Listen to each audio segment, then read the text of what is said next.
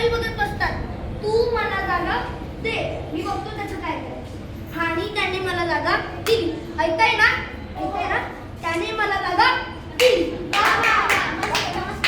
आम्ही पुढची प्रक्रिया पूर्ण करू, लगेच काम सुरू होईल. आणि मला ते पहिल्या मजल्यावर फ्लॅट द्यायचं ते फायनल आहे ना? हो, फायनल. मग चला चहा घेऊ. अरे म्हणजे आता ही जागा पण जाणार? मग आपण खेळायचं कुठे? घरात केलं तर बाहेर पाठवतात आणि बाहेर तर जागाच नाही, धूळ असते. आता ही सगळी झाडं पण जाणार. अरे पण हे सरपंच काका काय देत आहे ही जागा? ही जागा त्यांची तर नाही ना. आता जर ही झाडे तोडली तर आपण लपाछुपी खेळताना लपायचं कुठे? आता काय करायचं?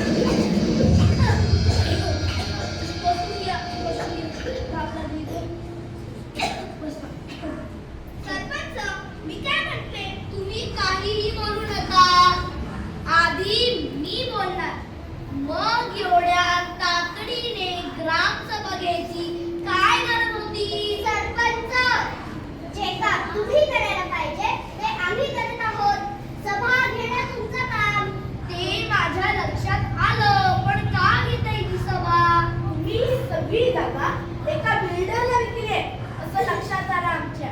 म्हणून म्हटलं जरा बोलावं तुमच्याशी. बरोबर ऐकलं तुम्ही. पण ही बारीसाठी राखी होती. मला बोलू द्या. गाव प्रमुख या नात्याने मी तो निर्णय घेतला. सरपंच मी काय म्हणते, राहू द्या तेवढी जागा. कशाला राहू दे जागा? जागा मोकळी राहिली की गाव काढतं, झाड वाढतात, साप, विंचू, बिबटे असे प्राणी येतात. आपली लहान लेकरं खेळत असतात ना, त्यांच्या जीवाला उगाच धोका नको म्हणून मी ती दिली जागा.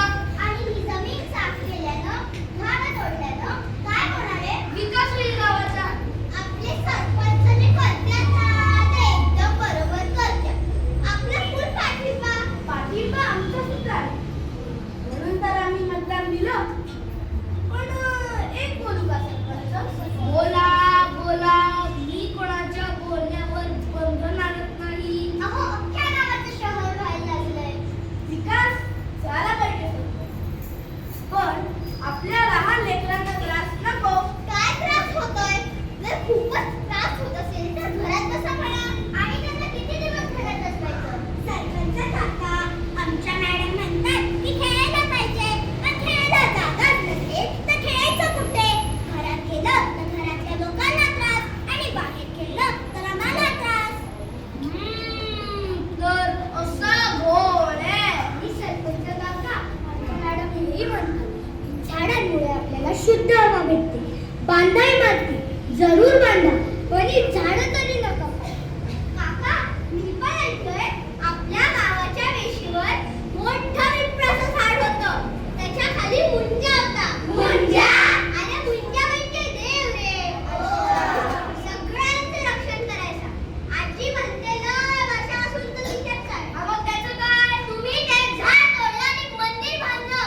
ज्याला आपण देव म्हणतो तो आग्रह करत नाही की मंदिर बांधा, झाडं तोडू. तो खुश असतो. पण आपण देवाच्या नावानं किंवा बाबाच्या नावानं सतत झाडं तोडतो. खरं तर माणसाला राहायला जागा लागते तरी किती, तरी तोही जंगलाच्या जंगलं उद्ध्वस्त करतो. आणि काय फायदा अशा सिमेंटच्या जंगलांचा, जिथे श्वास घेणं सुद्धा मुश्किल झालं आहे. हो बाई, आता गावाचा विकास करायचाच आहे, म्हणजे हे सगळे पण आले ना. ए डबल ढोलकी, त्यांच्या बाजूने पण बोलशील, आमच्या बाजूने पण बोलशील. एका बाजूने उभं नाही राहता येत का तुला? नक्की विकास म्हणायचा कशाला? गावातल्या नदीचा नाला झाला म्हणजे विकास झाला का? आई बाप म्हणून आम्ही मुलीला चांगलं घर देण्याच्या नादात चांगलं आयुष्य देण्यातच कमी कमी पडलं.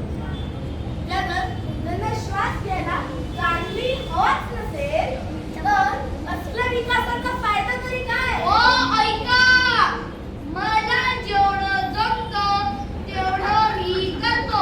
काय करतो? लोकांच्या समस्यावर उपाय काढायचा असतो सरपंच, त्यांना नाचवायचं नसतं. मला श्वास घेता येत नाहीये, माझं डोकं दुखतं, मला त्रास होतोय, माझी छाती दुखते, माझा घसा दुखतोय. मला काय होतंय रे तुला? आठवतंय का कुणाला? अरे काय होतं? झालं, विसरला.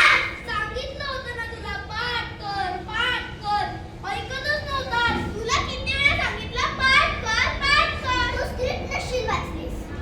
मी केलं होतं पाठ. अरे यार, आता परत करावं लागेल नाटक. चला उद्या करू. किती दिवस करायचं आपण हे नाटक? माणसांसाठी झाडं महत्त्वाची असतात हे त्यांना समजत नाही, तोवर आपल्याला हे नाटक करावं लागेल. ऐका ऐका ऐका, आपण ना त्या गाण्याची प्रॅक्टिस करूया. तुम्ही पण करा आमच्या बरोबर. Dengue, dengue